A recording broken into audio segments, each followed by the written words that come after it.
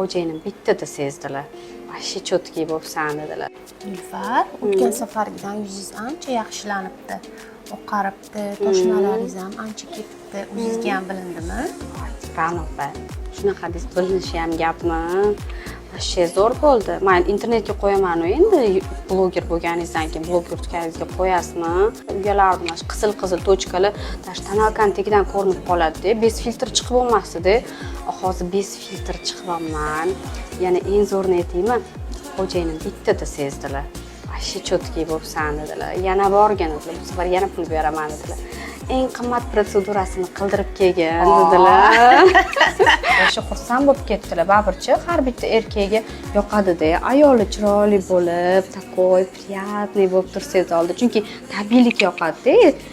Erkaklar oldiga siz yuzingizdagi tonalka bilan chiqa olmaysiz-da. Bez tonalka, bez effekt chiroyli ko'rinishingiz kerak deringiz oldida. Конечно. Unda ko'rvoy, vashi zo'r bo'lib qopti. Suvli bo'lib qopti yuzlaring, dedi. Xuddi chaqaloqnikidek bo'lib. Xudo xolisa yana kelamiz. Kapit qilib kelamiz.